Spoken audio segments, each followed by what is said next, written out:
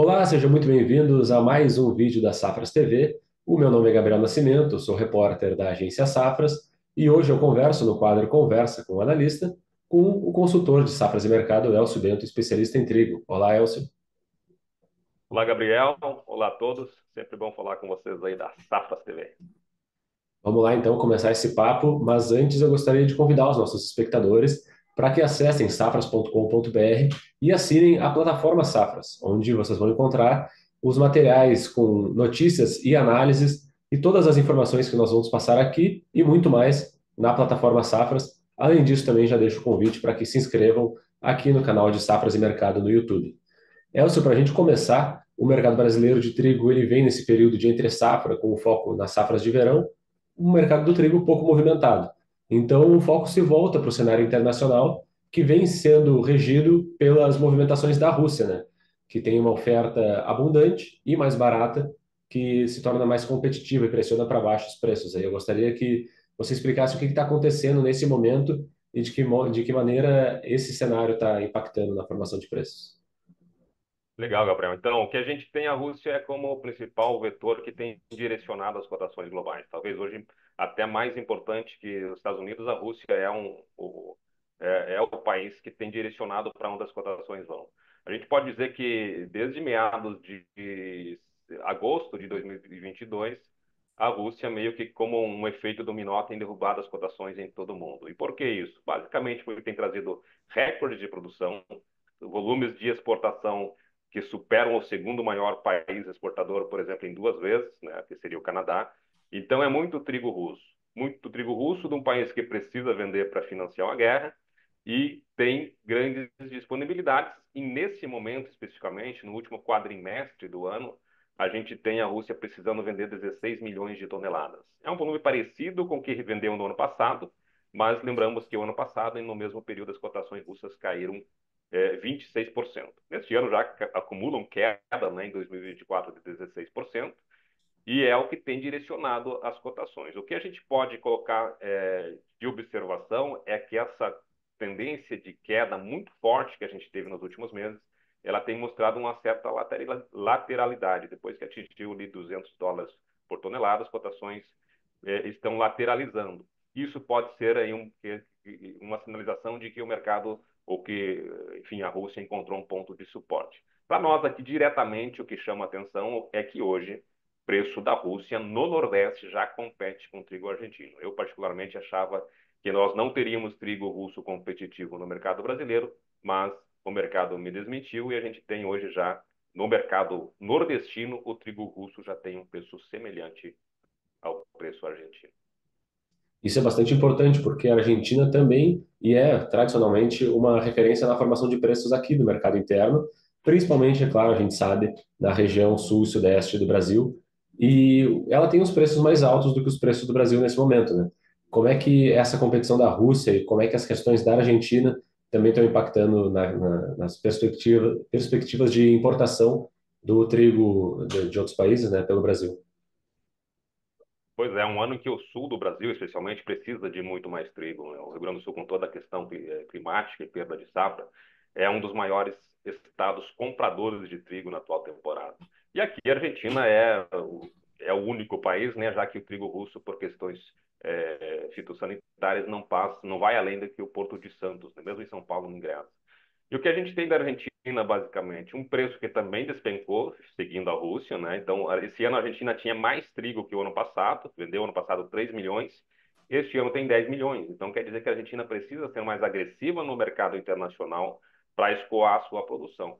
Só que essa agressividade tem levado muito trigo argentino para outros países além do Brasil. Acho que talvez essa seja a principal atenção que a gente tem que ver em relação à Argentina. A gente tem acompanhado pelos clientes que assinam a plataforma, sabe que semanalmente a gente coloca os lineups, especialmente os da Argentina, são muito importantes nesse momento, e já mostram a saída de mais de 4 milhões de toneladas. Para fazer uma comparação rápida aqui, o ano passado, em relação ao ano passado, a Argentina exportou 2,5 milhões de toneladas a mais no mesmo período. E o Brasil só comprou desses 2,5 milhões de toneladas um volume adicional ao ano passado de 695. Então, o ponto que chama atenção em relação à Argentina é que temos exportações bastante agressivas, Os preços deram uma tendência, sinalizaram uma lateralização, subiram um pouco nas últimas semanas, e acho que é o principal ponto de atenção hoje. O cliente tem que ficar muito atento se a Argentina vai começar a descolar do mercado internacional, porque já vendeu bastante. Se isso acontecer, os reflexos aqui no Brasil podem ser de recuperação das cotações. Vamos acompanhar isso, não estou afirmando ainda que já temos essa inversão, mas é um movimento que a gente está acompanhando de perto. Uhum. Uma coisa pontual, não existe preocupação quanto à falta de trigo da Argentina para abastecer o Brasil. Isso, para essa temporada, não é uma questão. É, a questão toda, Gabriel, se tem um saldo de 10 milhões, o Brasil precisa esse ano comprar 6,5 milhões de toneladas. Então, a questão principal é: tem trigo suficiente na Argentina, mas se a gente começar, se o mercado internacional começar a demandar muito trigo argentino, pode ser que tenha escassez de trigo, sim, para trigo brasileiro, e o Brasil, os moinhos brasileiros precisam buscar alternativas ao trigo argentino. Por enquanto, a situação ainda é tranquila, tem muito trigo argentino. Os moinhos brasileiros normalmente compram antecipadamente. Então, esses números que a gente tem em lineups que estão saindo, pode ser que os moinhos já tenham contratos futuros, ainda que não foram registrados nos lineups que ainda estejam para sair. Faltar trigo não vai faltar no Brasil, né? Sempre a questão que a gente tem que deixar muito claro. A Rússia já é um outro fornecedor, tem outros fornecedores. Porém, uma eventual, ainda não aconteceu, mas uma eventual escassez de trigo russo no mercado para fornecimento ao Brasil, aí sim daria uma elevação das cotações pela paridade de importação, porque o trigo argentino normalmente é o mais acessível que a gente tem aqui no Brasil. E para finalizar, Elcio, a gente sabe que o Brasil está precisando comprar mais trigo nessa temporada por causa da quebra do ano passado. E essa quebra, de alguma maneira, pode desestimular o plantio de uma nova safra, né? E na semana que vem, Safras e Mercado vai divulgar os seus números de intenção de plantio para essa temporada, para esse ano de 2024, no Brasil. Eu gostaria que você desse uma palhinha aí para os nossos espectadores do que vai ser divulgado no próximo dia 26 de março, na terça-feira, pela consultoria Safras. Sim, a gente está caminhando, né, no Paraná, no Rio Grande do Sul. A gente esteve no interior do Rio Grande do Sul, tirando essa febre do que o produtor está pensando. O que eu posso dizer assim de antemão, os números ainda não estão fechados, é que parece não tem outro caminho que não seja de redução de área no Brasil. Porém, a gente tem algumas novidades interessantes, algumas regiões plantando mais, e é um número que vai ser interessante, porque, claro, a produtividade do ano passado ela despencou. Então, mesmo uma queda diária, a tendência é que a gente tenha uma produção semelhante ou até maior do que do ano passado. Então, acho que esses principais pontos: o produtor está num dos fatores que desestimulam o produtor. Primeiro, uma quebra de safra recente, essa está na memória do produtor ainda, e os preços que são bem menores.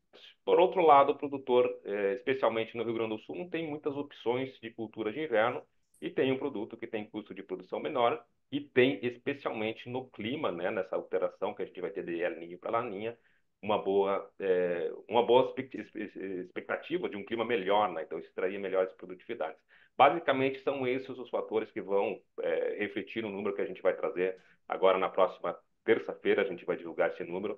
Então, num sentimento, quer dizer, a gente vai ter uma queda diária. O tamanho dessa queda diária vai depender de alguns fatores que depois a gente vai ter no relatório aí de intenção de plantio que a gente vai divulgar. Vai estar todos os detalhes aí para a gente acompanhar. Tá certo, Elcio. Te agradeço aí, já deixo, reforço o convite para os nossos espectadores para que assinem a plataforma Safras e tenham em primeira mão, então, a intenção, os números de intenção de plantio do trigo no Brasil em 2024. Aproveito também para convidar que acessem os links na bio, na descrição desse vídeo, para acessar os cursos de Safras e Mercado que são oferecidos periodicamente, cursos de compreensão de mercado, cursos de negociação. Então, acessem o link aqui na bio, inscrevam-se no nosso canal de Safras e Mercado aqui no YouTube. Agradeço mais uma vez, Elcio, até uma próxima. Valeu, Gabriel. Na terça-feira, então, nos falamos para falar de plantio no Brasil. Um abração.